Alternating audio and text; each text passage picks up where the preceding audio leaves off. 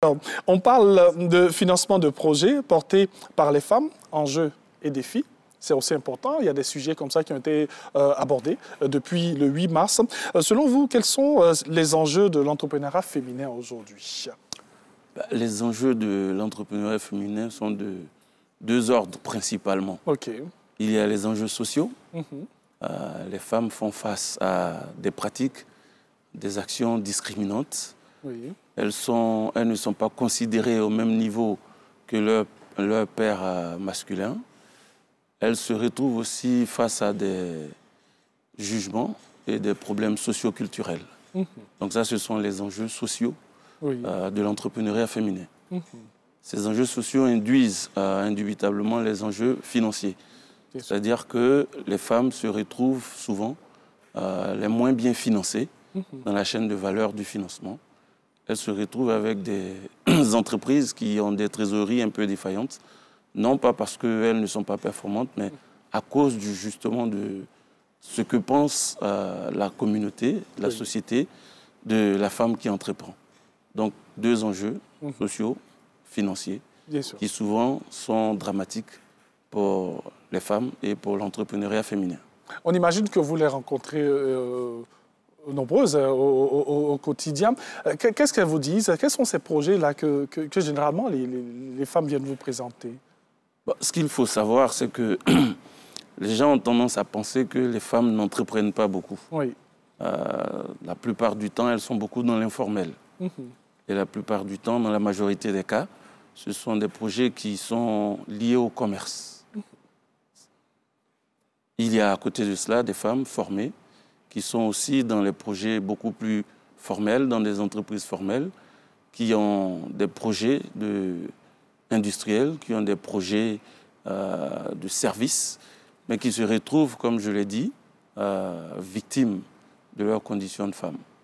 Donc souvent, elles n'ont pas la confiance qu'il faut, malgré l'expertise technique, malgré l'expérience. Les gens doutent toujours, et surtout ceux qui financent accordent moins de crédit aux femmes entreprenantes qu'aux hommes. Donc souvent, lorsqu'on les rencontre, c'est ce problème de confiance, ce problème de non prise en compte de leurs compétences qui les empêche de pouvoir prospérer dans leur métier. Dans leur métier. Oui. En tout cas, merci beaucoup pour ces indications. Moi, j'ai envie de vous demander quel avantage pour un pays peut tirer en favorisant l'entrepreneuriat féminin? Déjà, les femmes représentent une très bonne proportion dans la population. Donc si cette bonne proportion de la population a en son sein beaucoup de femmes qui entreprennent, ça va indubitablement lutter contre le chômage de masse. Oui. Ça va aussi créer des emplois et ça va contribuer à nourrir l'économie. Oui. Voilà. Donc, tout comme l'entrepreneuriat masculin, l'entrepreneuriat féminin joue un rôle très important dans les équilibres socio-économiques de la société. Vous pensez qu'aujourd'hui, avec tout ce qui est en train de se dire, cette incitation, bien sûr, à l'émancipation, à la création de richesses, vous pensez que les femmes aujourd'hui doivent passer le cap? Vous avez parlé de commerce tout à l'heure. On ne va pas seulement se référer à ça, faire le commerce dans les marchés et tout. Il faut avoir de grands projets. Comme ce que des hommes entrepreneurs aussi proposent. Oui, ce n'est pas qu'elles n'ont pas de grands projets. Tout à l'heure, j'ai dit qu'elles souffrent de la non-reconnaissance de leur talent, dans la majorité des cas. Donc, ce n'est pas la faute des femmes si on n'a pas beaucoup de femmes dans certains métiers.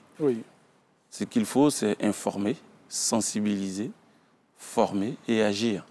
Donc, informer sur les dangers qu'il y a à ne pas considérer les femmes comme les égales des hommes, sensibiliser la population sur les bienfaits de l'entrepreneuriat féminin, former, donner donc des outils techniques aux femmes qui veulent entreprendre, de pouvoir gérer leurs affaires, de pouvoir développer leurs affaires et agir, c'est-à-dire mettre en place des actions qui permettent donc d'entretenir, d'encourager et de faire progresser toutes les initiatives féminines. Alors, la femme reste la femme, mais est-ce que les réalités ici sont tout autres que celles de l'extérieur, on va le dire, de l'Occident, par exemple? Non, pas nécessairement. Oui. Pas nécessairement, C'est un problème d'ordre général. Oui. L'homme, donc le masculin, a complètement phagocyté l'espace entrepreneurial. Donc les femmes sont obligées partout de lutter pour pouvoir avoir leur place. Donc ce n'est pas vraiment lié à l'Afrique ou bien à la Côte d'Ivoire en particulier. Oui. C'est un phénomène mondial. Dans d'autres pays, les organisations féminines, les organisations de lutte pour la protection des droits des femmes sont beaucoup plus audibles, beaucoup plus puissantes. Donc elles arrivent quand même à faire bouger les choses. Chez nous aussi, il y a des organisations qui font ce travail-là. Mais il faut que tout le monde, ensemble, oui, nous puissions prendre en compte les besoins de la femme, le droit de la femme à l'entrepreneuriat et le droit de la femme à l'émancipation. Donc, travailler de concert dans la société pour que les choses changent, les choses bougent et les choses s'améliorent. À côté de ce plaidoyer que vous êtes en train de nous donner, là, quel message aujourd'hui pour les femmes qui nous regardent?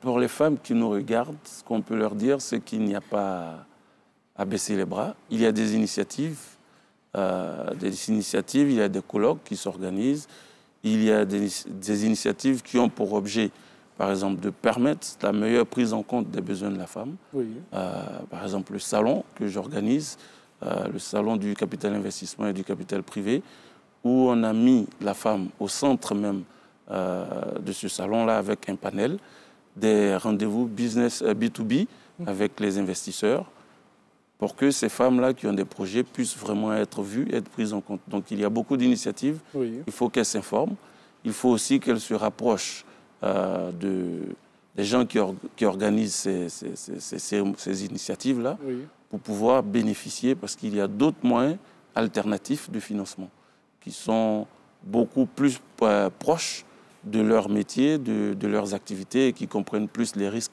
inhérents à ces activités-là et qui pourraient permettre de les financer. Bien sûr. Voilà. Donc alors, elles ne doivent pas baisser les bras. Elles ne doivent pas baisser les bras. Ma dernière question, avant de terminer, il y a plusieurs barrières. Parmi ces barrières, il y a peut-être le fait de ne pas être allé loin à l'école. Est-ce qu'aujourd'hui, ça demeure un véritable obstacle pour l'épanouissement de la femme? Entreprendre, en général, n'est pas lié au niveau scolaire. Entreprendre n'est pas lié au niveau scolaire. C'est bien de le dire. Voilà. C'est une volonté. Oui. Il faut déjà avoir une idée. Oui. Transformer cette idée-là en proposition de service ou bien de produit. Oui. Identifier un marché et s'arranger pour que ce marché-là crée la trésorerie. Ça, on n'a pas besoin d'aller à l'école pour ça. Bien sûr. Il faut juste avoir le courage, il faut être discipliné pour faire ce genre de choses. Donc ça n'a rien à voir avec l'école. Merci. Je voulais vous emmener à dire cela pour que les gens puissent comprendre qu'il n'y a pas de barrière. Vous pouvez entreprendre, comme il a dit, avoir une idée et puis tout simplement faire germer cette idée dans la tête et puis créer des richesses tout simplement. Merci beaucoup à vous. Merci.